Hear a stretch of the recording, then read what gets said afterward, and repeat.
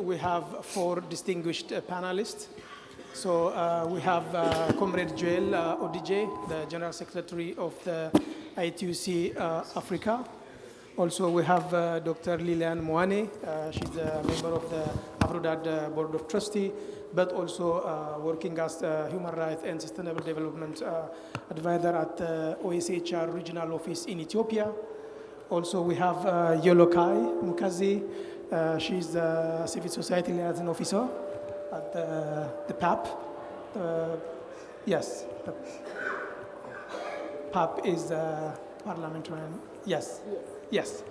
Also, we have a brother and Paul Sikazwe. He's a data advisor to the African Union Commission. Previously, he has held positions in the DMO office of Zambia, but before that also have worked with IMF and also different institutions. So please give a round of applause to our panelists.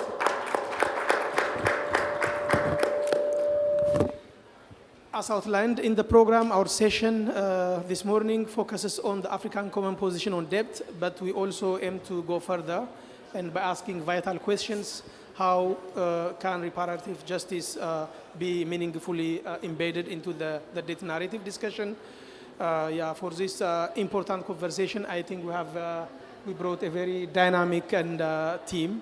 So I hope we are going to have a very fruitful discussion in the next 1.5 hours. So yesterday, I think we heard a great deal about the scale and the history and the impact of Africa's mounting debt crisis, the numbers, the data, the statistics underlying the global injustice that was laid out perfectly. So I won't repeat those arguments. Instead, I want to build on those discussions by focusing on the need for a collective action and a unified African voice. In that regard, the African Union decision to dedicate the theme of the year, Justice for African and People of African Descent through Reparation, offers us a timely and strategic framework. It reminded us that justice is not a secondary issue. It is central, it is a moral, it's a political, also it's a historical imperative. So by designating this theme, African leaders are inviting us to reflect on the past injustices, also to seek bold and collective solutions. One of those solutions is precisely what we are discussing today, which is a collective action and common voice. So this is a journey, we are all part of it, and we are excited already. So in that spirit, our session aims to create space for African actors to connect the dots between debt and justice. Also, we'll discuss about the theme of the year, also where Africa stands in key global processes like the UN debt structuring mechanism, the FFD4 and the G20. But also more centrally, we will see how to center the voice of trade unions and grassroots movement and communities in this discussion. So now, without further ado, I would like to start our discussion. So I'm going to give the floor to my colleague Paul from the African Union Commission, Data Advisor. So Paul, you are going to have 8 minutes. So what is needed to operationalize and popularize the African Common Position on Debt across global platforms like the FFD4 and the UN processes, and how can African Union, its member states, strengthen their collective influence in the global debt governance? So what tools and alliances are needed to build greater negotiating power? Thank you so much, Emmanuel, the moderator for this session. We're grateful to be invited to this panel. Let me just give a little bit of a context to the Common African Position. The debt challenges we've discussed starting from yesterday. It didn't start, last year or in the past decade. This has been, a problem that started way back, as discussed in several sessions yesterday. And interventions have been put in place at different times, different debt reliefs and all that. So that's a context.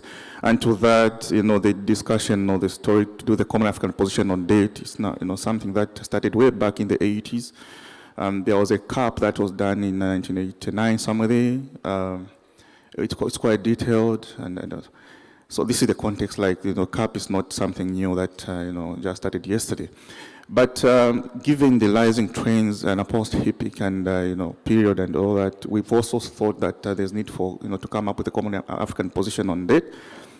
And especially, post-COVID period, and in the year 2020, some idea that was, substantially discussed during the STC in 2020 in Lusaka.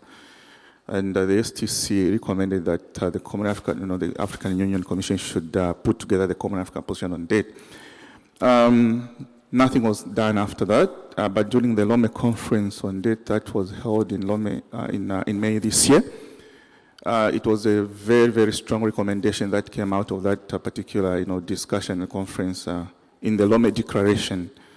As you are aware, that conference culminated into the Lome Declaration. So it was one of the very strong recommendations that came out of that conference. Following up to the conference, because the AUC again was mandated to come up with a Common African position, we initiated drafting the Common African position at the African Union Commission. I should mention that it's on draft form right now, got a draft 0 document, the Common African position.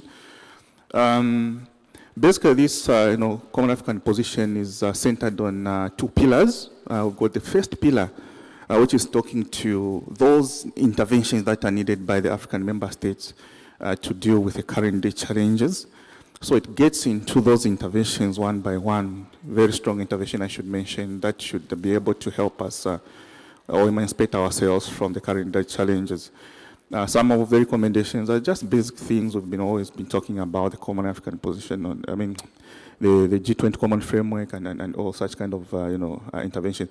The other pillar also talks to those interventions that are needed to provide us with the much needed concessional financing going forward, while maintaining debt sustainability. Because if we talk to the Agenda 2063, we still have a lot to do, and to that we need a lot of resources, and we're talking about concessional resources and other interventions, domestic resource mobilization and all that.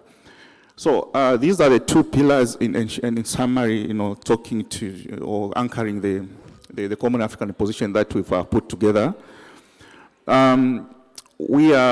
We've held a bit of a consultation with relevant stakeholders who have done the inputs into the document. We're taking to the member states in the next 2 weeks, because the plan is having it, tabled at the STC at the end of September, so that we get endorsement by the STC, and then we see how we can move forward.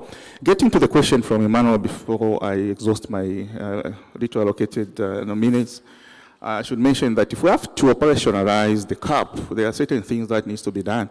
Well, that's the whole essence. If we can have a CAP which can operationalize, then we'll have achieved a lot. Having a CAP which we are going to shelve, and then it won't take us anywhere, and then we'll have wasted our effort. So there are quite a lot of interventions that we might need to put in place to ensure that we operationalize or popularize the Common African position on that. I picked out the most important 5. The first one being that we need to speak with one voice. So to this, I mean that all the recommendations that we've put in the CAP needs to be put into practice, and doing that starts with the DMO. We understand that to the CAP, when talking about implementation, we've got different actors. We're talking about the country level, which is the DMO. We're talking about the RECs. We're talking about the knowledge partners to the African Union, and the African Union itself, international partners as well, the civil society. Everyone has got a role to play in the implementation of the Common African position on date. But the first one is speaking with one voice, so meaning all these different actors need to speak with one voice. Those recommendations that we've put in the CAP on the 2 pillars needs to be operationalized at the country level, meaning that for implementation purposes at the DMO level, the member states needs to act in accordance with the recommendations that we've put out in the Common African position. It can't be 100%, but we should start from there. Some of the recommendations should be put into practice. Debt is a sovereign issue. We know that not 100% of what has come out in the CAP in terms of recommendation can be practiced or being put to implementation at the DMO level. So we should start speaking with that same voice at the DMO level, at the regional level, at the continental level. So all the ministers of finance, central bank governors, in their discussions within the countries, during the G20 discussions at the UN, IMF World Bank discussions, should speak with one voice, making reference to the common African position. So that is very important that we might want to do that if we have to ensure that we take it somewhere out there. If people have to take us serious out there, that it's a document that should take us somewhere. The second intervention that should be put in place is ensuring that we are basing our interventions in terms of the argument on numbers. And to this, we are we are trying to ensure that we have an advisor within the African Union, which is the African Debt Monitoring Mechanism. So this is an advisor that's going to put together the numbers at the continental level. We're going to identify certain variables of Hello. Okay, so we are going to identify certain variables of interest of which we'll be monitoring, so as to give us that relevant evidence, the data, so that our arguments when we are going out there, for instance, to talk about debt restructuring or indeed any other intervention that are needed, it should be evidence based. So we are talking to data as well as capacity building within the AUC in terms of that advisory unit as well as the member states. So we need to have that strong data backing, even as we are doing advocacy. The strong voice that we're talking about, the one voice that we're talking about, should be based on some data somewhere. Then the other interventions that should be able to take us somewhere in order to popularize the common African position on debt is building strong alliances with the BRICS, for instance. We should build alliance with the IMF, the G20, the G77, and all those actors, but also those economies with very strong external sector, the BOP positions, those who are able to provide the SDRs and all forms of concessional financing that is needed. We need to form those alliances, not just at governmental level, but even at civil society level, the academia. We should have those alliances so that we can properly explain to them what is contained and to make them believe about what we have in terms of the common African position, the interventions that are seated in the common African position. So we need to build those very strong alliances. We can't work alone. We need to tag everyone together as we are trying to advocate for, for those interventions that are in the CAP.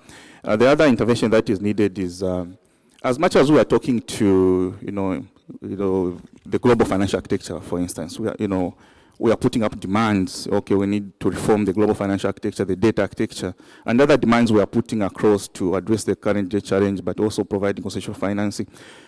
We should also put something on the table. And to this, we are saying, okay, if we have to be taken seriously out there, we need to start putting up, those institutions that are going to, leverage our negotiations when we are, out there. And to this, it speaks to the works that is currently going on in the African Union, which is the establishment of African Financing Stability Mechanism, providing recourse to the member states in terms of shocks for the provision of concessional financing. The African financial institutions, which are currently in the process of being established, and all those African Credit Risk Agency and all those kind of institutions that should be able to leverage our discussions with. And then last but not the least, what is very important also is to making the CAP not a one-day event or a one-day discussion. Many of the times when we come up with frameworks, the policy documents, and we just use them for a short period of time. But if we have to ensure that the CAP is of substance, it remains in use, or it has that impact that we desire, we may need to ensure that we consistently make reference to it at country levels. Discussions with the creditors out there, and all the actors I have mentioned in my discussion. So it should be an ongoing process. As they say, Rome was not built in a day. So we should maintain that consistency, not just once, but in much of our engagements and conversations on solutions to resolving the debt challenges on the continent. I end here, Madre. Thank you, Paul. Thank you, Paul. There are a lot of takeaways. Can you hear me? So there are a lot of takeaways. I'm sure we'll come back to some of the points during the Q&A. So yeah, you have touched upon the process behind the common African position and also the zero draft, and also how do we implement that and the expectation from African member states and so on. So since you have touched upon about the global processes now, I will move into Dr. Lilian.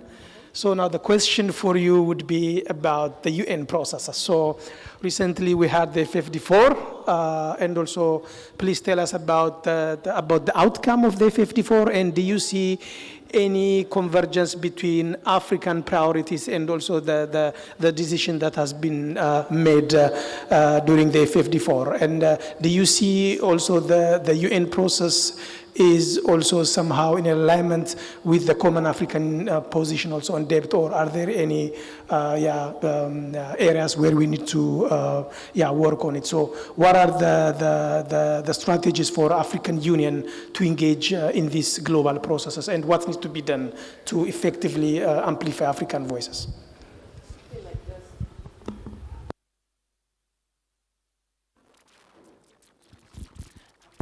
Can you hear me? Okay. It's like you give me 10,000 questions to answer in 8 minutes. But I mean, the first, and just to follow up on what Paul just said, I think for a starter, and I'll come to FFD4 because that also links to the content of the outcome document. I think it's important for us to have clear asks. At the moment, Paul is talking about the common position as if it's a secret document.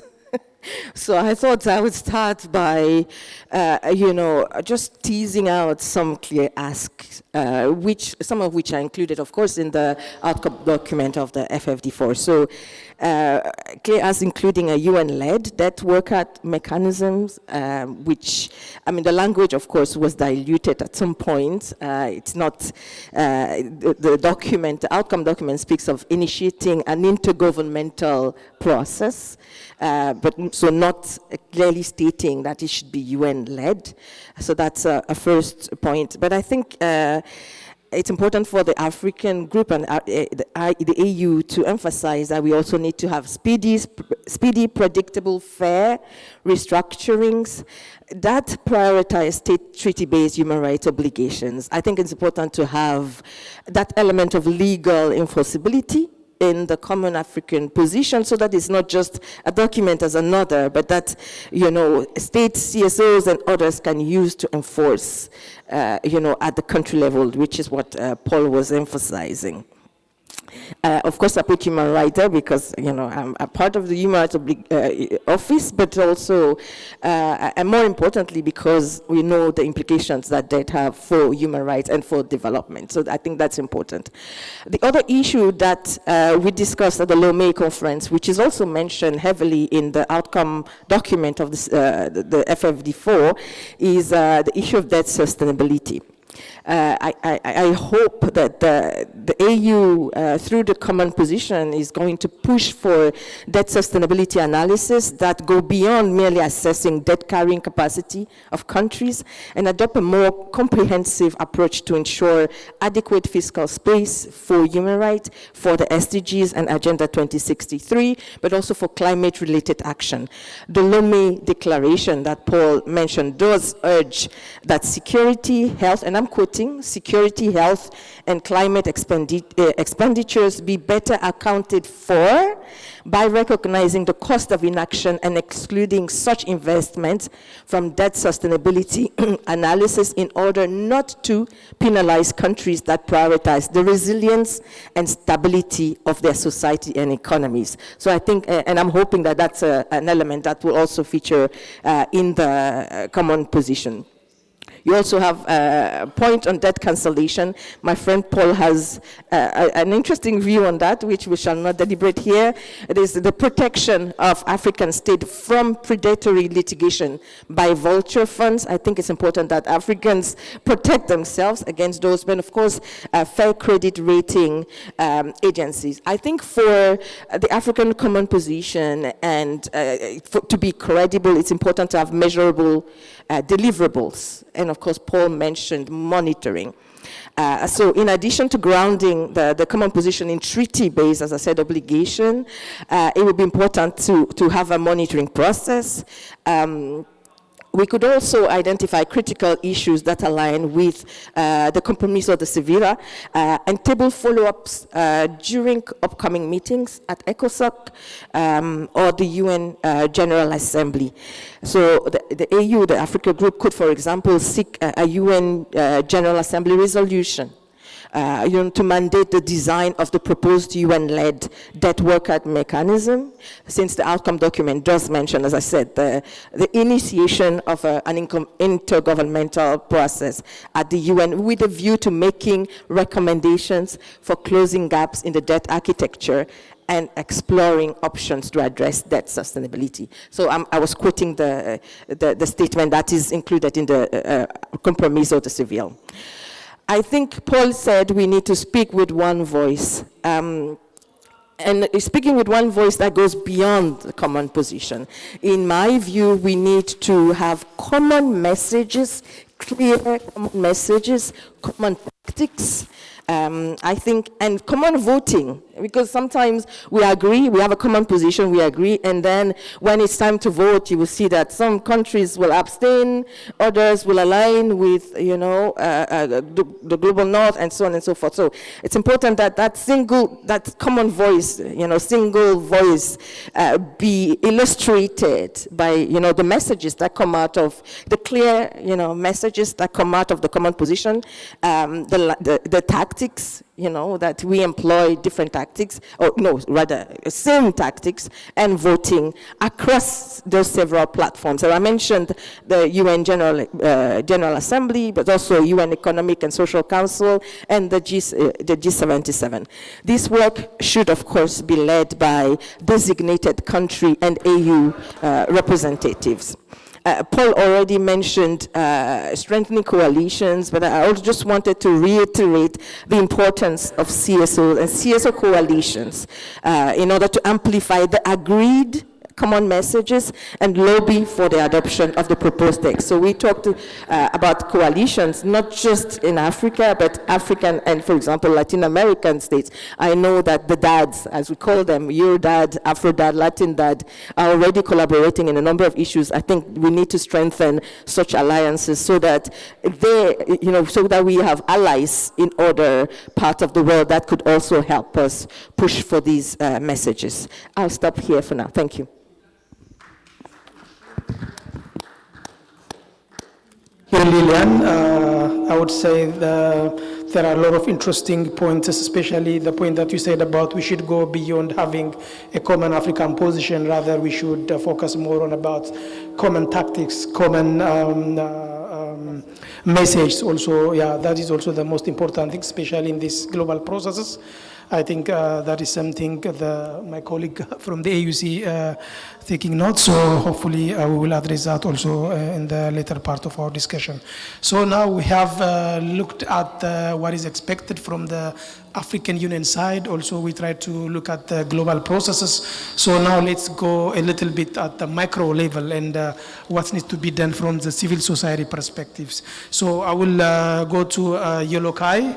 So Yolokai, so the question for you would be, what are the risks of fragmented African engagement in the global fora, and how can continental unity and institutional coherence be strengthened, especially in the light of the upcoming G20 summit, and what should be done and the expectation? Thank you so much, Emmanuel. Good morning, everyone. Yes, my name is Yoloka Zimfuto. I am from South Africa. Just a slight correction, I'm no longer with the Center for Human Rights at the Pan-African Parliament. I'm with CVO Institute. I'm a researcher there. I'm doing African Citizen Watch, particularly in South Africa. This is a very interesting question, and thank you to FES for this particular side session. Because yesterday from the proceedings, I was happy that things were named by their name. They were called by their names, and we're not afraid to actually give a historical view of where are we as a continent, and also what needs to be done. But now to answer Emmanuel's question on the fragmentation of the continent, it was clearly said yesterday that it was not done by accident. Is structurally systematic. The reason why even now would have 54, 55 heads of state, they go and engage one other man in another country and to table their problems. It's not just a mistake, it's something that is done purposefully and is also done to distract the continent and to also defocus us from our main mandate. So the dangers of that is that we are still peddling and fighting about the small issues. Right now, my brother was greeting me and was asking whether I'm speaking French or English, right? I was a bit like, oh, okay, I speak English. But those small things that we see them as small, that there's Anglophone, there's Francophone countries, and meetings can't happen unless we have interpretation that costs a lot of money. Those are the things that are holding us back, and they're causing much more deeper fragmentation because language, as we take it lightly, is not just language, right? It is a transfer of culture. It's how we do things and how we see ourselves. So when we want to undo the fragmentation, we should not let go of the small things that we consider small, such as language, and that is backed up by literature as well. Gungi wa Thiong'o speaks about it and saying that it's not just a string of words. It is a transfer of culture, of the way we do things. Secondly, the fragmentation of the continent, it's something that we can give a historical context to it, but also currently, I want not to blame our leaders, but maybe just to cushion them again. I think we also enjoy that Africa is fragmented, right? We enjoy the fact that if you come from SADC, you have some kind of what benefits on how when you want to go to the Western countries, the easiness of accessing your visa. You talk to your fellow brothers from the West African side of the continent and say, oh, for us we have things easier, but we don't talk about the solutions on how you can make it easier for everyone else, right? So we enjoy those kind of fragmentations. And secondly, our leadership, as much as we have the RECs, which were initially put so that we can ensure that we kind of dissect and address these issues. Even the RECs themselves, I know ECOWAS, some of the leaders, they say ECOWAS is no longer there, it's no longer fulfilling its mandate. SADC is no longer fulfilling its mandate. So the RECs themselves, they are kind of dysfunctional, and they add to the fragmentation of this continent. And thirdly, if then we want to unify the continent and we want to utilize the AU to ensure that we unify the continent, why are we not putting money in it? Why are we not funding the AU adequately? We always pride ourselves that we have resources, right? We have resources to do many other things. COVID showed it, that if you want to put things to order, we have the capability to do that. But I do believe that there's no political will from our leadership. More than just 30% of the budget of the African Union comes from member states. And then about 60-something% comes from donors. And yet we go there and wear suits and say, we are shaping the Africa we want, on whose money? So it then becomes important that when our leadership speaks about, the continent is fragmented, what are you doing to ensure that it's not fragmented? And how much money are you putting there? In our work at CVO, we have a unit where we call it African Giving. We pride our Africans as Ubuntu, we have Ubuntu, Kumbaya, nice moment, we give without. But we don't give money to the things that matter to us. Why are we putting money to ensure that we realize the Africa we want? Because trust me, when we like donor money, it's important, but it comes in terms and conditions and what needs to be done. So it's very important that the AU and the member states, they're very cautious in terms of the mechanisms they're putting into place to ensure that they realize the goal. And my third point is, if then we want to undo the fragmentation, what about the free movement of persons protocol? that has been signed by 33 member states, but ratified by only 3. So when you were signing, what were you thinking about the actual implementation of it? You just sign and say, we endorse this. But when it comes to implementation, you refuse. You have conditionalities. I'm going to speak about my own country right now in terms of South Africa speaks one language and does the next in terms of action, right? So if we want to stop the fragmentation, the free movement of persons protocol gives us exactly that it becomes easier to travel within the continent.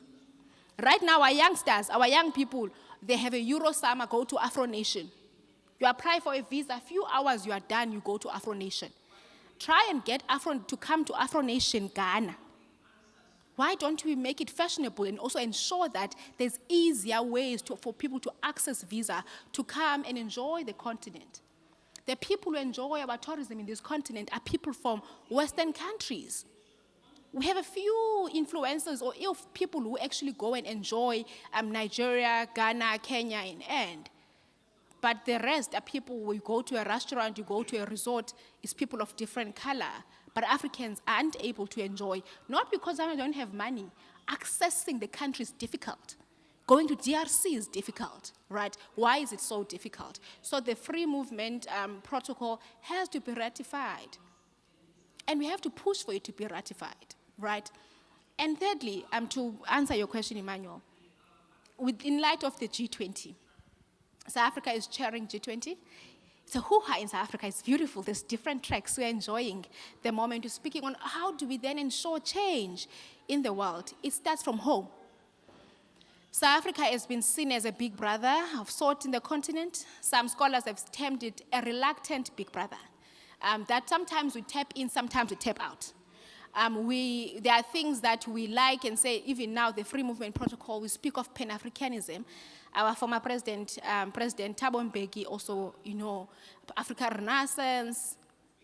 But South Africa's conditions in terms of why they're not ratifying the free movement protocol.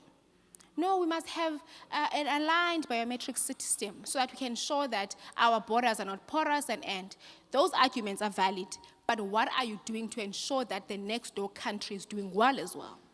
Why aren't you ensuring that as much as we want to prosper in the country, but for us all to prosper, your neighbor must also be doing well, all right?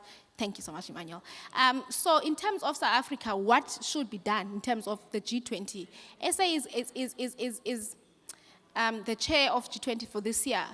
But I want, as South Africa, I think it's quite important that for AU to shine and be able to make decisions, South Africa has to give rise to the African Union. Because we can't have two heads, President Cyril Ramaphosa and the AUC chair or the chair of the AU speaking, and then they speak in different languages. So it's important that we empower the AU, because the AU is sometimes be disempowered because the presidents or heads of state themselves, they want only to advance national principles in terms of East Africa wanting A, B, C, and D. But what does the continent want? So it's important that we empower the AU. We empower the AU with the voice and support and back the AU, but also empower the AU financially. Because the other counterparts in the G20, the G20 countries that are part of G20, they have finances to back everything up. They are going to put numbers in everything else. The continent must not position itself as destitute. We must know that we have mineral resources, we have power, we have resources, intellectually and otherwise, we are very well capacitated. So when they speak, they're not begging the other countries for money or for donations. They are speaking as an equal counterpart in the G20, so that in the next G20 that is held, the AU is not found wanting that what then becomes the role of the AU. The role of the AU is well known by the counterparts, but also the Africans themselves. They have confidence in the AU, and confidence will not just come from the sky. It will come from seeing actions that are done by AU. Thank you so much. Thank you, Yolokai, for this very inspirational speech, I would say. So you have reiterated to strengthen the leadership of the African Union, also the RICS. So the point that you have mentioned that we should go beyond having those regs, rather put some kind of thinking in concept and to make them even more closer. I think the point that you mentioned about the free movement of people, I think we have 4 countries now who've signed the protocol. But also the point that you've mentioned that African leaders should put more energy, resource to the African Union. I think that is the most important point I would say. So that is also a point well taken. But I'm sure there will be questions on some of the points that you have mentioned. So now I will go to the last speaker, Comrade Joel. So we all know that, the debt discussion is sovereign by nature. Mostly it's dominated by member states. So I think the least represented in this kind of discussions are trade unions. So I'm going to ask Comrade Joel about why that is the case and how do we bridge that gap? How do we bring the voice of trade unions and grassroots communities to the African Union, and also how can we advocate also for the greater African Union voice in the global arena? So what is expected from the trade union side? So what shall be done? Thank you very much, and good morning, comrades.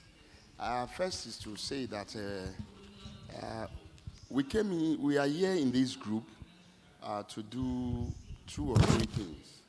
One is that we want to bounce off our ideas with a number of African civil society organizations so that we can really deepen it. 2 is that we really want to network. We want to build a community of actors on the continent to engage. And then the 3rd one is that we also want to give opportunity to inspire our people that we shouldn't give up. We should continue this fight. Having said this, I will quickly come to our own presentation to say, number 1, in terms of what we think we can bring as trade unions, is to show the presentation from us will be a bit more descriptive and pragmatic. Comrade Lula Inacio da Silva taught some of us 2 things. He said, number 1, always try to make your message consistent. And then number 2, do something about your message. So first is that when Lomé Declaration took place in our city, ITUC Africa is headquartered in Lomé. So I just crossed the border to be here. So when we participated in that conference and what we had our government said, we were very excited. Their messages resonated with us. A bit of deviation. African workers have also realized that beyond pandering to blackmail, we are retooling our strategy in the sense that more than ever before, we want to collaborate with our government, progressive government, to say, let's do this together. From Lomé to Accra, we are taking the same message, that we want debt cancellation. And we are pushing that in a very strong manner. African workers realize that debt affects us in different ways as workers. When we don't get salary increases that we are entitled to, we feel it. When those of us that are former workers, when we are working, we see a number of our brothers and sisters out of work. We have to bring out money from our pocket to try to give to them, handout. So analytically, we say that one worker is responsible for 6 dependents on the continent because we are communal by nature, and so we have to help. But more importantly, we are giving voices to our position. Zambia, 2024. When Zambia was in default, we took our New Year school to Zambia. We didn't stop there. We marched on the street of Zambia to call on the creditors to say, give Zambia a reprieve. 1 week we left the place, Zambia got a reprieve in negotiation. And we got the PAMSEC and of the Ministry of Finance coming to us to say, African workers, thank you. Your voice did really count for something. That we thought was instructive. position. Number two is that we really want to stress the narrative around borrowing. And again, I repeat it from Lula, repeat your message. Borrowing is not bad, but it has to be responsible borrowing. And so, more than ever before, we are committed to shaping borrowing on the continent. To say, when we borrow, because the concept of it is that even debt itself is a tool for political participation. And so if we borrow, if we are asking for borrowing that is responsible borrowing, the responsibility nature of governance, we are calling it out to be responsible to its citizen. On the borrowing aspect, it's also the accountability issue we want to draw out. That when you borrow, let us know. How have you spent it? Has it really served us? So that accountability nature, we want to insert in it. And this is why we are calling on AfroDad. Let us review the African Borrowing Charter, and let's run with it on the continent of Africa so that our people know. And when I say our people, the citizens of these member states, they know what the borrowing nature should be so that it's responsible. We are helping to externalize our demand for African workers, African demand on debt cancellation. We are taking it beyond our shores. And how are we doing in pragmatic ways? ITUC Africa, and I say outside our shores, comrades. Paul, you talked about the G77. If you look at the G77 member state, almost all, and I don't think anyone is out, experience colonialism. Almost all. And on the strength of this, if we are really to fight this battle and to win, it cannot be only Africa alone. The global south also has to be engaged in this. And so, we are externalizing our voice. As we speak today, ITUC Africa has signed a working relationship with trade unions from Latin America. And in that alliance we have signed, we are asking them, how do we work together on debt issue? Taking it further in terms of what is practical, is that on the externalization, beyond that, we are also calling for solidarity from the global north. Emmanuel, you will also bear that when the German organization wrote to ITUC Africa. Can you please participate in a forum in Germany where you can talk to the German parliament on the issue of debt? We didn't blink an eye. We said we are there because we want the global north to also understand our issue, and I mean our constituency, workers of Germany, to understand what we are saying, and then take it also and strengthen it to their parliamentarians, to put it in that point, to understand it in terms of what we should do. Comrades, we are mainstreaming this message. We are taking it everywhere. When I mean mainstreaming it, we are taking it to different spaces with consistent messaging on what needs to be done. My sister talked about G20. I'll come later to that in deepening it. We were in George. I never knew there is a city called George in South Africa. It was G20. And when I got there, I saw indeed a beautiful place. But it reminded me that our liberation struggle is not complete. That is still, we did is work in progress. Because it's a beautiful place for very few minority. I don't want to go to that, but you know what I mean.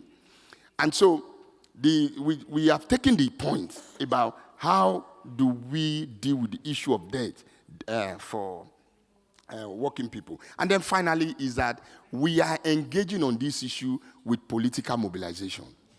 We are using this debt thing to educate our people. We are using it to raise awareness and to mobilize them for action. Like I said, it's about politics. If national elections, we begin to see concretely political party taking a position on debt.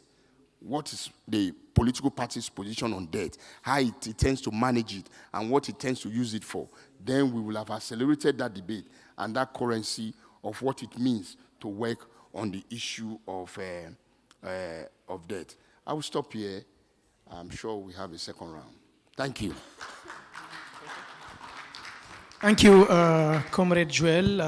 There are a lot of takeaways, I would say, especially the importance of messaging, the one that you said, also identifying progressive actors or governments who can align with the trade unions or labor rights as well. Also, the advocacy for debt cancellation is also another point that you have mentioned. Also, you have mentioned the case of Zambia, where trade unions became the voice for member states. You have also stressed about responsible borrowing, but I would also add responsible lending as well. That is also should be part of this discussion.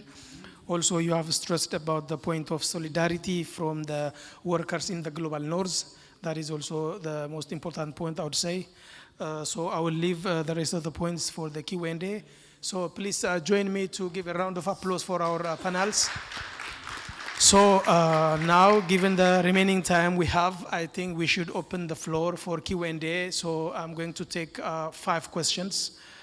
So now it's time for questions, comments. So I would kindly ask colleagues to make your points very precise and short so that we can have more people to that. So I will start with Rugi, and then I will have here 2 and 3 and 4 here. Then I will go 5, then we will see. Yes, so let's start with Rugi first, yes. Thank you. Thank you to the panelists for this very interesting discussion. My question will be mostly for the AU representative, but I'm also curious to hear what the panelists have to say. My name is Rugi Diallo. I work with the ITUC in Washington, where I focus on the IMF and the World Bank and IFIs in general and multilateral development banks. We've heard yesterday and also again today about the great work that the Africa Group has been doing at the UN in terms of pushing the agenda with the Lomé Declaration.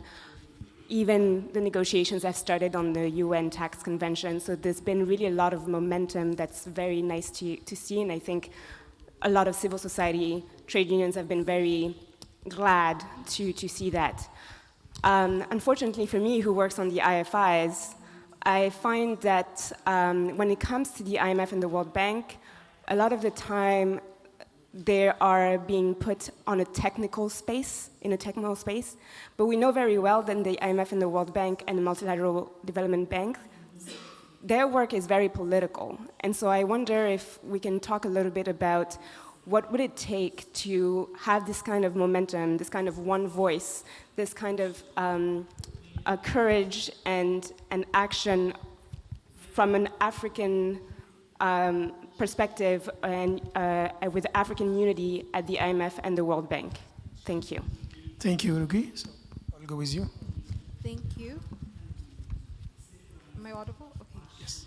My name is Zaid Tomilanzi. I'm from Malawi. I work with grassroots communities in rural areas. And my question to the panel is, we're talking about a unified voice in Africa when it comes to these issues, but who is influencing these unified voices? Are we focusing on the youthful population? Are we focusing on people living in rural urban areas? And also, how then can we begin to take these messages, or how can we have this unified voice in light of other factors that cause fragmentation in Africa? So we've spoken about the language barriers, the trade barriers were referred to yesterday, but Africa also has a lot of insecurity, right? There, if you look at Sudan and other areas where there are currently wars happening there, how do we build this unified voice when we are all facing so many different problems as countries? So that's my question. Thank you. So.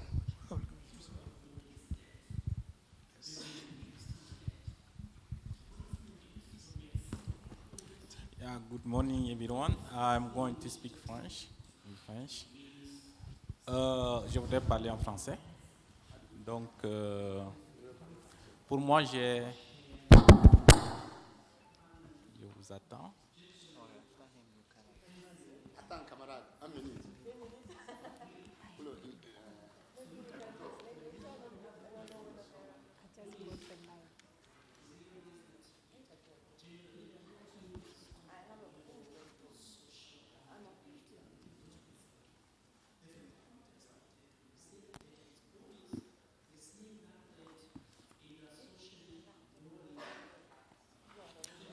Ok, pour moi, c'est beaucoup plus de commentaires.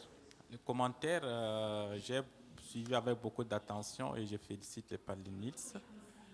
Pour moi, le problème que nous avons en Afrique, je sais que tout le monde sait aussi, comme moi, que nous faisons face à une géopolitique et géostratégie internationale.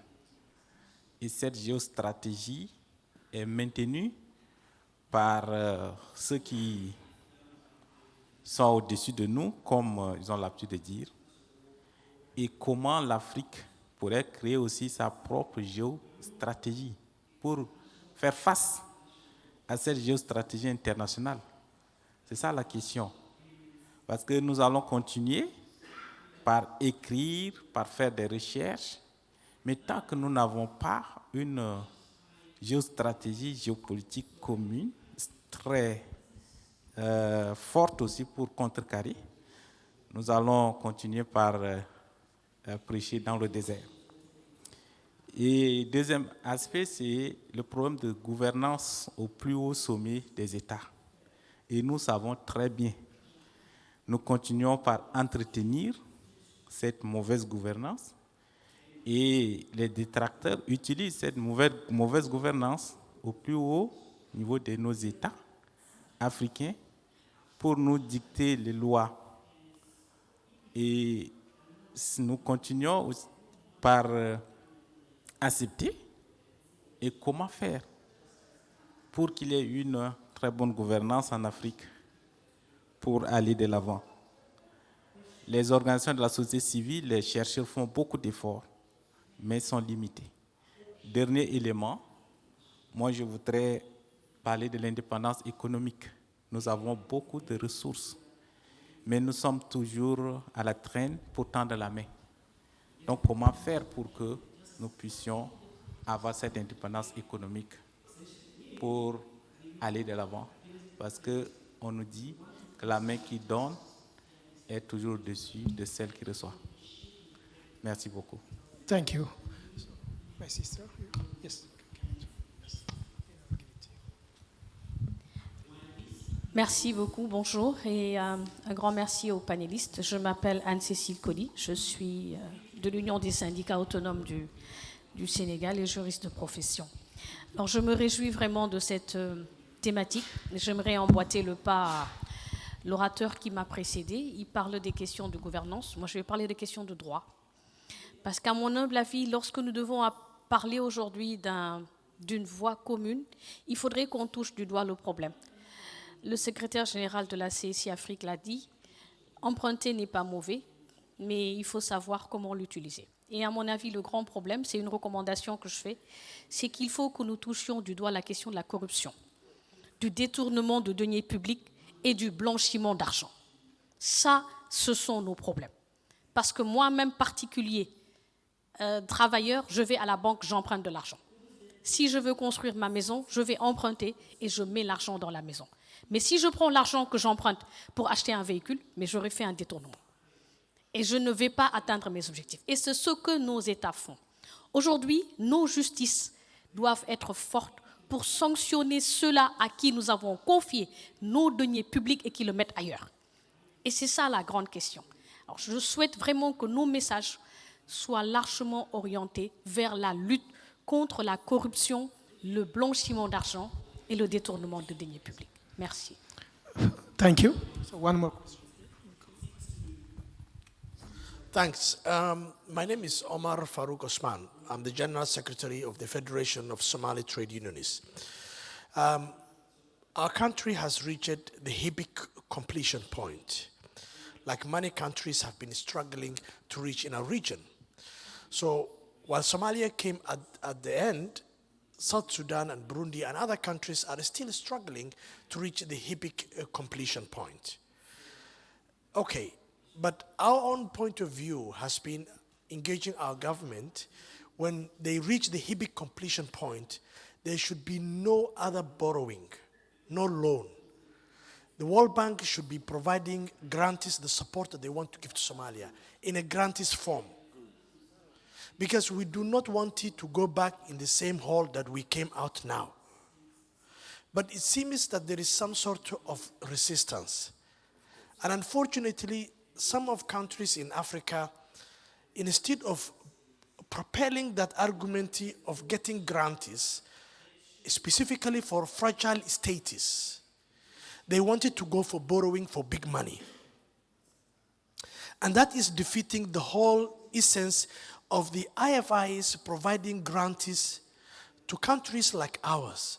So what can the African Union do for us to have consistency in this, on the basis of our situation, that we need grantees to be provided so that the countries which are coming out in conflict and in crisis or in fragile situations, they are not again forced to take, this, destructive borrowing. And also my question is, Comrade Joel, when you go to the World Bank meetings, our finance ministers run to those meetings, uncoordinated, no common position. Each one is running for his or her own country's priorities. And then, when the house is divided and they do not have a common agenda, it's a problem. And the last meeting, I do not want it to name, one country, a major economic power in this country, its president was looking for a legitimacy from the West. And that country was undermining the Africanists in the World Bank discussions. More or less rubber stamping what World Bank wanted. So how we as trade unionists across the continent make sure our finance ministers, before they rush to these IFIs meetings or World Bank meetings, they have common African position where they can collectively defend and articulate the African interest. Omar, so I think now let's turn to the panel. So I'm going to go with the exact order that we had before. So I will start with Paul. So there was a question from Rugi about the African group work and what would it take. So I'm sure Lilian also will reflect on that. So I will start with Paul. Yeah. Thank you, Rungi, for I hope I'm pronouncing your name right. Okay.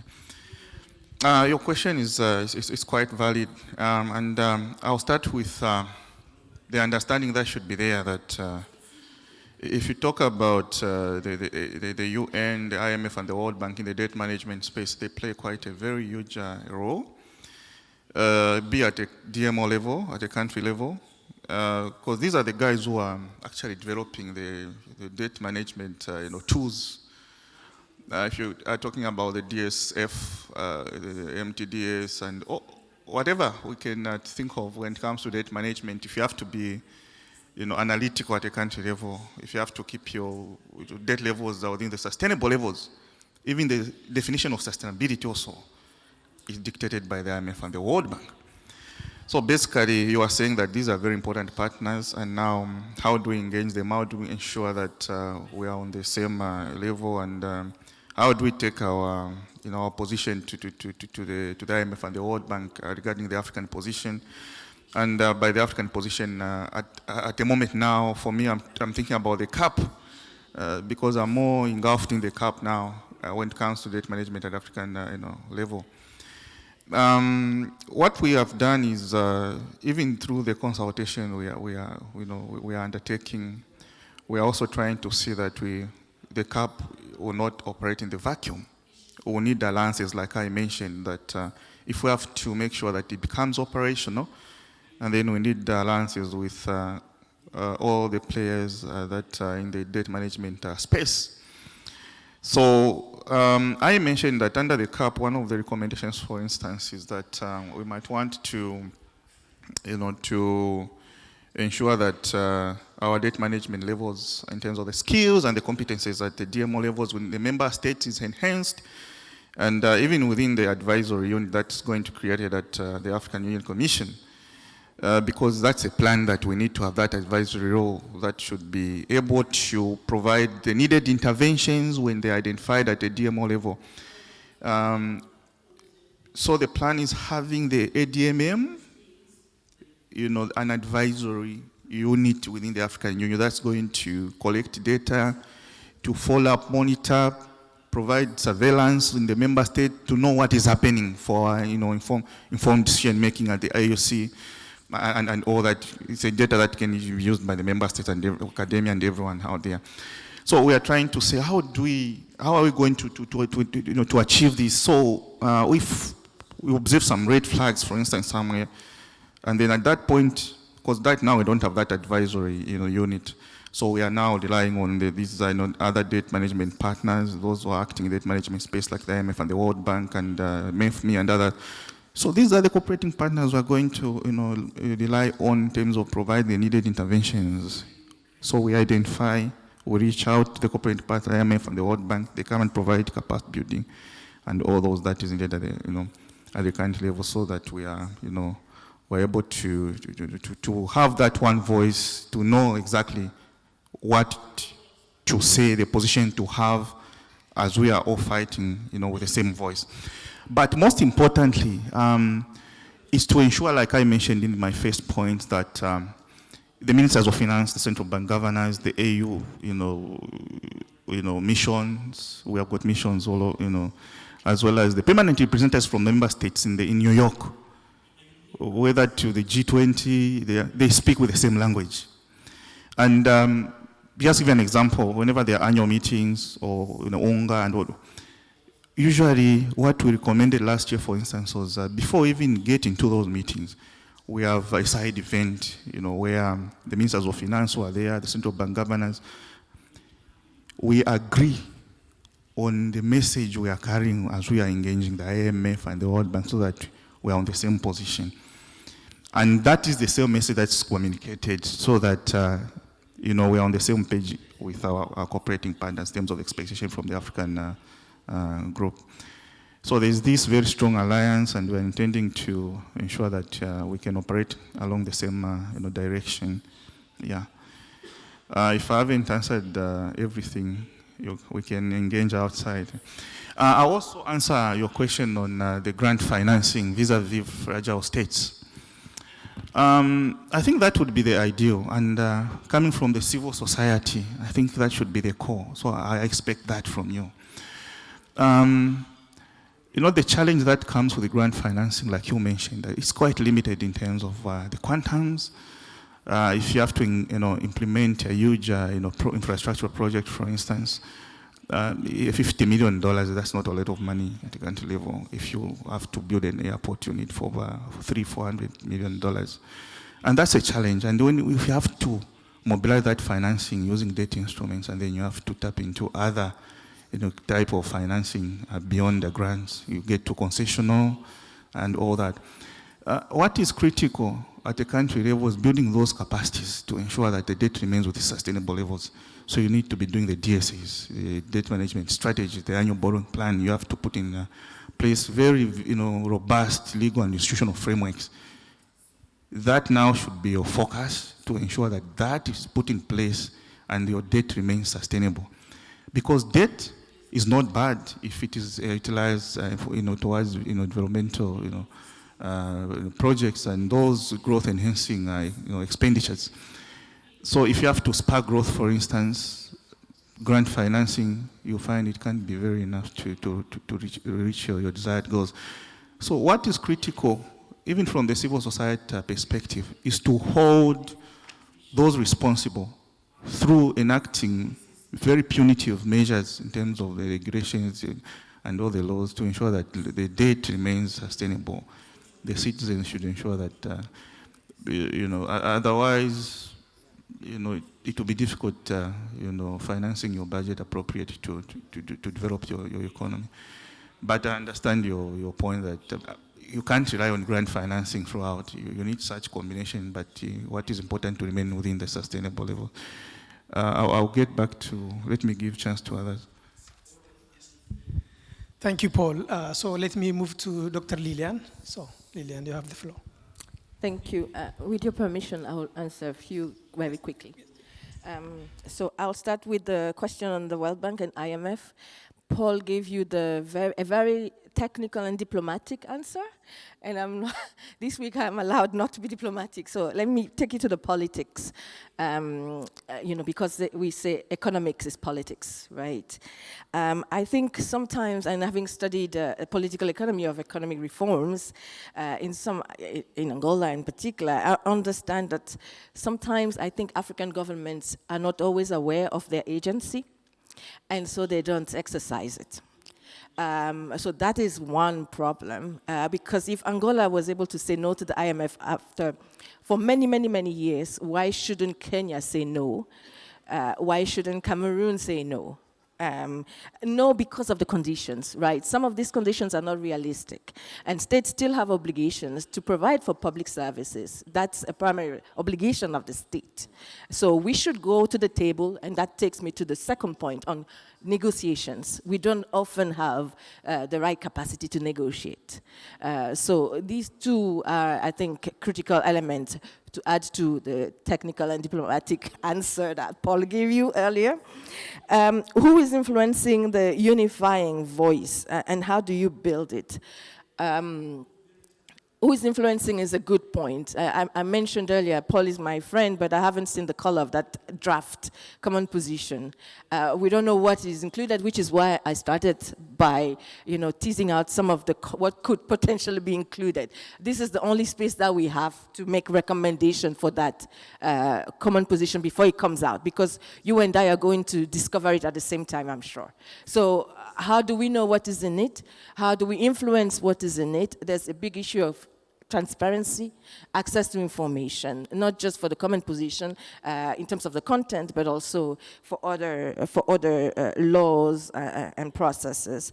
But how do you then, since it is very state-centered, right, the process, I think we need to have champions. We need to identify those champions. I'm hoping that Ghana will be one of those champions that will help us go through across the bridge. Je vais me permettre de répondre en français pour les deux autres questions, commentaires. Je vais commencer par vous, monsieur. Sorry, do you want to put your thing on? OK, je vais commencer par vous sur la géostratégie internationale. Je suis d'accord, et pour vous donner un exemple, il y avait un post que j'ai lu tout récemment qui disait « Le Canada a une stratégie sur les minerais critiques ». Pour l'Afrique, l'Union européenne a une loi, plein de pays ont des stratégies sur les minerais critiques, l'Afrique n'en a pas. Et pourtant, l'Afrique a ces minerais, tout le monde veut venir exploiter. Qu'est-ce qu'on attend? Je crois que c'est une question de volonté. Mais on a une position commune, par exemple, sur les flux illicites, le Stolen Asset Recovery, il y en a pas sur les questions de migration, par exemple. Donc, je crois que c'est une question de volonté, et c'est à nous de pousser pour avoir cette stratégie commune, ou cette position commune sur certaines questions, dont notamment la question de la dette. Pour vous répondre rapidement, madame, professeure, je suis complètement d'accord sur le point et la question de droit. C'est pour cela que j'ai insisté. La question de droit et le lien entre la dette et gouvernance. C'est aussi pour peut-être cette raison que j'ai insisté hier pour dire que la dette n'est pas qu'une question économique, c'est une question de gouvernance, c'est une question de développement et c'est une question de droits humains. Donc il est temps qu'on pousse tous ces agendas en même temps, au lieu de situer cette question-là au niveau juste économique.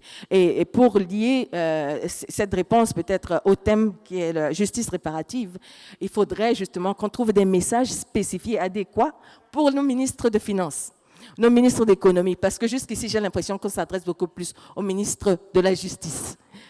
Donc, juste pour clôturer. Merci. Next, you may go ahead. Okay, thank you. Quick ones, just to add first to the point about agency, like Lillian said, and how our government uses it. And then, Emmanuel, you added very well the point about responsible lending, that our agency is also compromised by irresponsible lending. and that these guys know that whilst we are conscious of wanting to work with our government, we also know that sometimes the reality is that our states are governed by kleptocrats and kakistocrats. And so it is easy for them to manipulate. So kleptocrats, in other words, thieves in power. Kakistocrats, the worst citizens ruling over you, who don't have a common aspiration with the citizens. And so it is easy for this person to be compromised, to steal your money.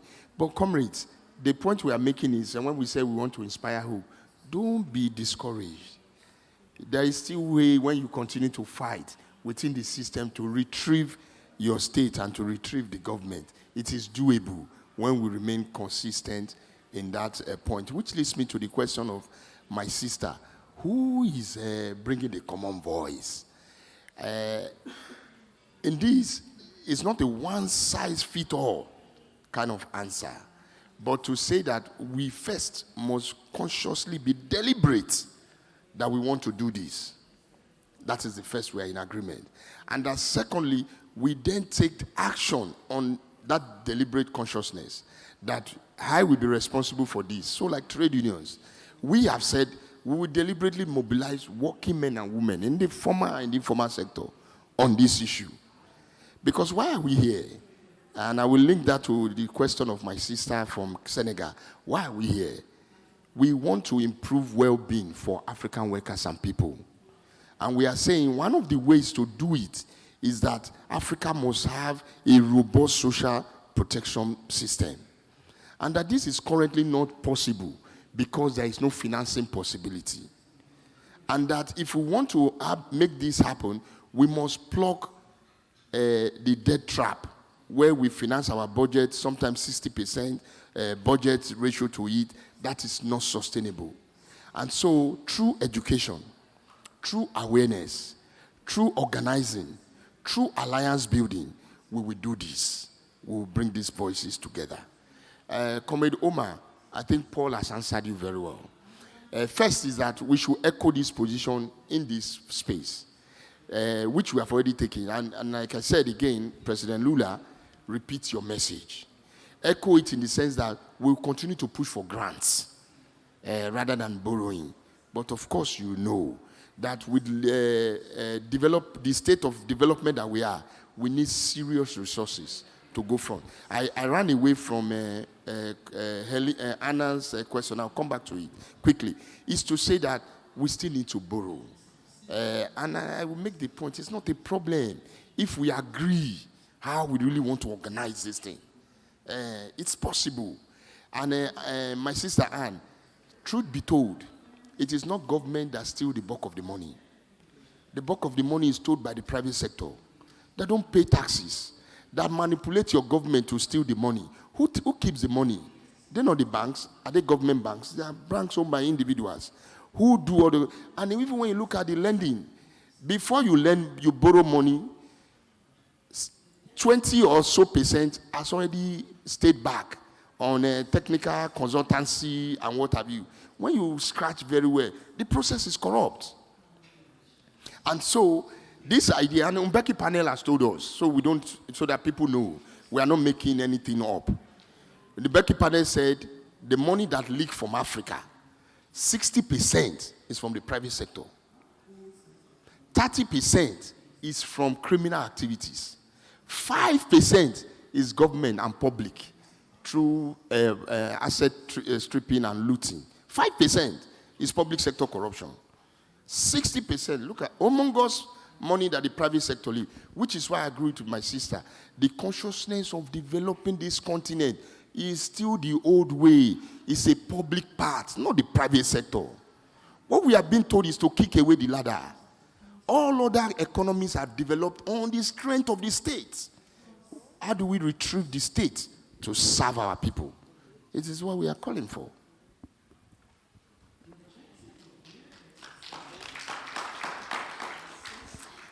Thank you so much. Thanks for those questions. They've been adequately answered, but I'll just answer a few again.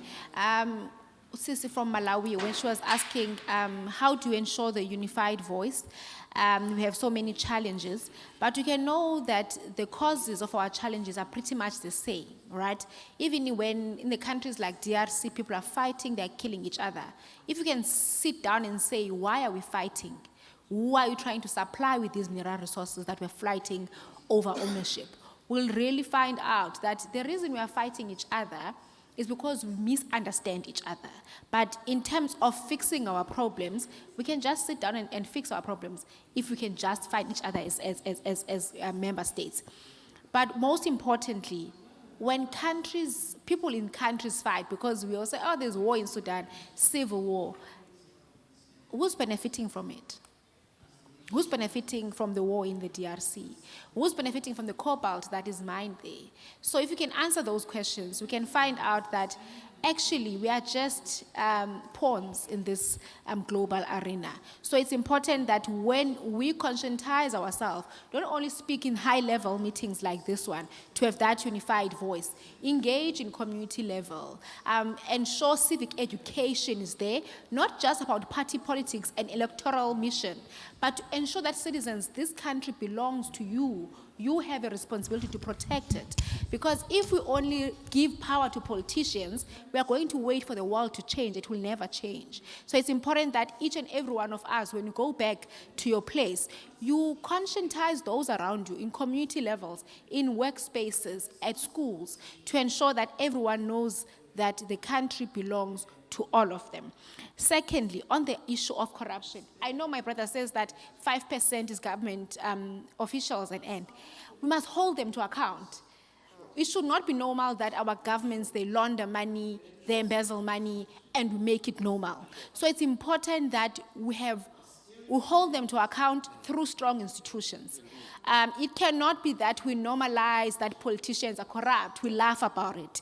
It's never normal. So we must ensure that we hold them to account through strong institutions. And lastly, on the strategy, I'd like to believe that we have enough strategies. I mean, NEPA, it is such a beautiful concept, right? It's a beautiful concept if you read it from first to the last page. But the political will of African leaders, it's not there. We enjoy reading the documents, making pronouncements on them, but we never actually see action to it. So for us to properly maybe utilize the strategy, it's important that we implement the strategy. And we'll not start from a high level, at the AU level. It will start on how we do things nationally from our own countries. What migration policies are we doing? How we're ensuring that we strengthen the free trade agreement so that we ensure that there's movement of people within the continent, there's movement of goods and trade. And I think the strategies will then begin will reap some fruits. And all of us are going to benefit. And also I think my last remarks on this is that I do think that we have solutions for the continent. We have solutions for the continent, but my fear is that we tend to make so much, we believe so much in politicians that they are going to change things, right? And oftentimes we render ourselves as civil society or other actors as if we can just speak about them, but we can't action them.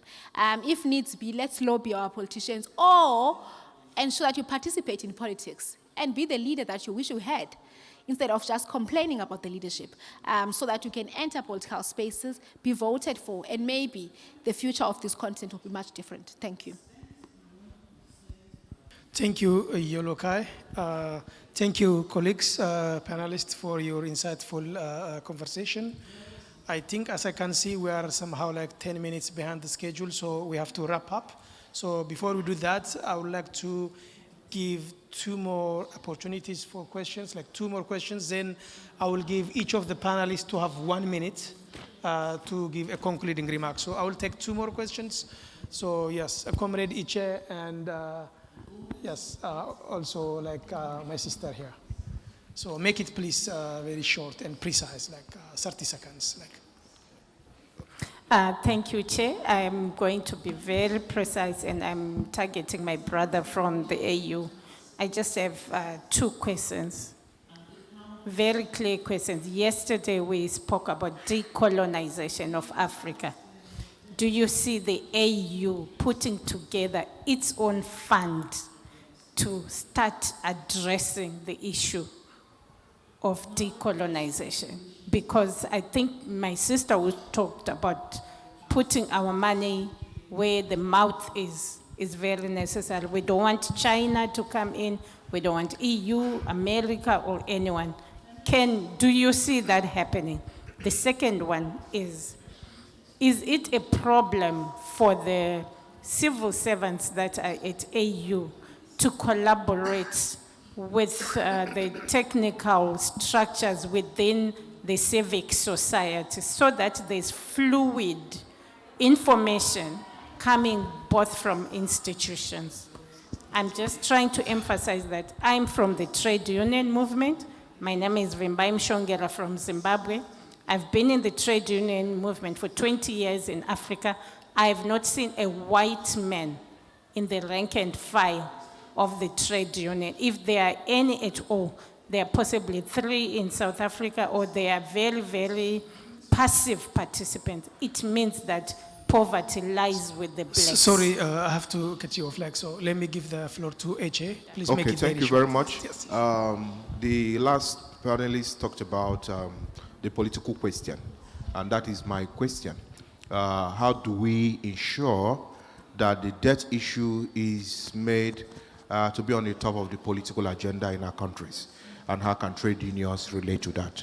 Then the second one is, at the end of the day, when the rubber hits the road, you find out at the end of the conversation on trade discussions and trade negotiations, of course on debt, sovereign debt, is the issue of the might of the strongest. And when we talk about this might at the end of the road, it's about military power. What are the defenses that Africa is putting forward or thinking about as also a safeguard when it comes to that point? What can we think in that respect? Thank you. Thank you, Comrade Che. So now I will give the floor to panelists. So you may take 1 minute, each of you, coming to reflect on the questions, also a concluding remark. So Paul, you can start. Okay. I think the questions are a bit more, I'll try to answer the question. Decolonization, putting the decolonization fund, I wouldn't say yes or no, because I think it's beyond my paycheck too. But I can explain to you some of the efforts which are talking to something which I can say it's not very different from the decolonization fund. I talked about the African Financing Stability Mechanism.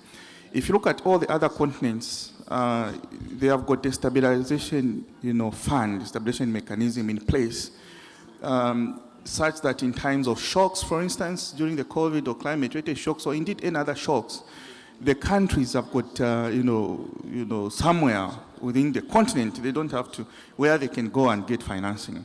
What happened in 2021 during the COVID?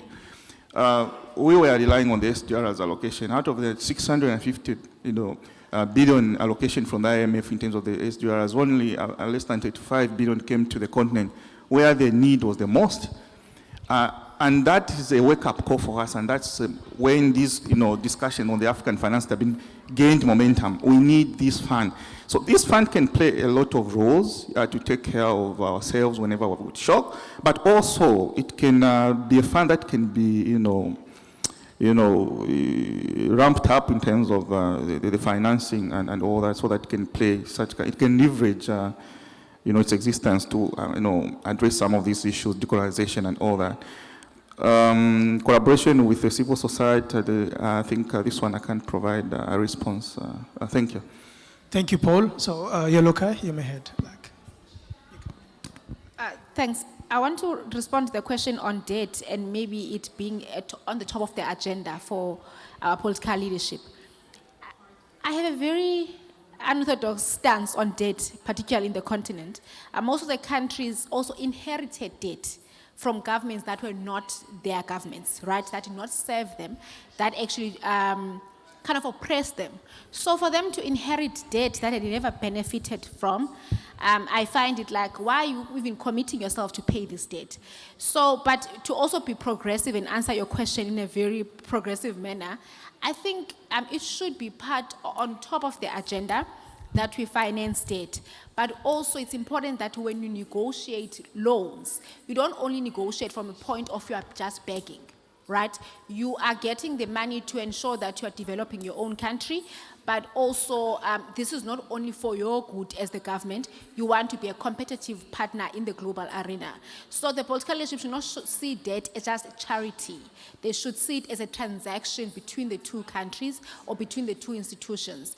Because not only that you are just benefiting from the IMF and all the Bretton Woods institutions, they also benefit because we take money and return it with interest. So a more confidence from for the African leadership when they go and borrow debt. Thank you. Thank you, Luca. Dr. Lillian? Thank you. I'll go to the same question.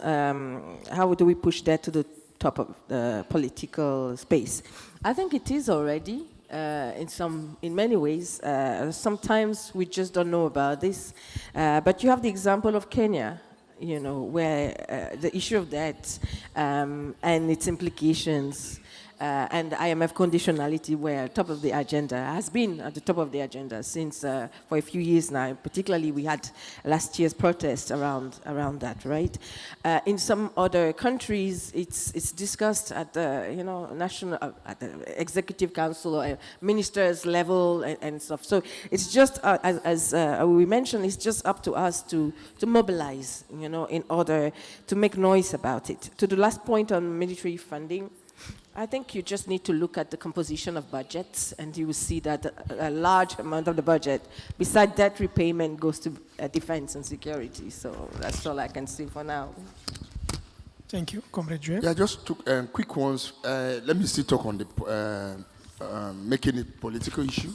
First is also, I will encourage civil society, especially mass-based organization, on this issue to move beyond debt as a press statement issue. We should move to policy and have actions, what we want to do. And I use Nigeria, where we are both coming from. Those days, we invite politicians to a forum on this issue, what do you intend to do as election comes up.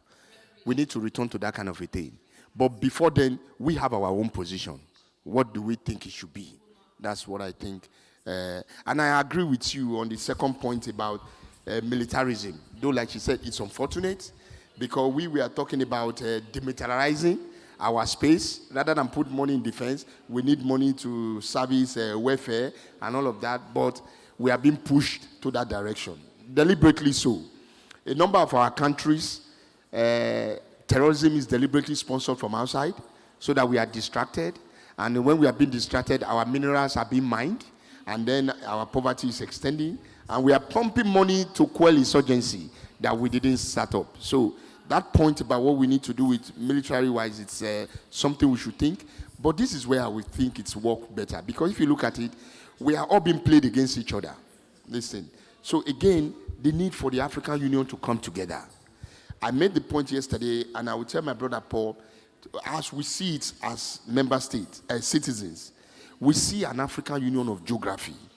And Morocco made it so clear for me. Morocco walked out because we took a position on Western Sahara. And when Morocco went out, it became disruptive outside. But he saw that the African Union held its own. Morocco just walked in again without condition. And he declared to me, this is just geography. It shouldn't have been so. Morocco should have been given certain conditions for coming back. And any other person who had wanted to enter should come back. Come even by. Lastly, because I like your question. And this is my proposal to this forum. Mandela taught me something about symbolism. The man who jailed him, the wife was sick.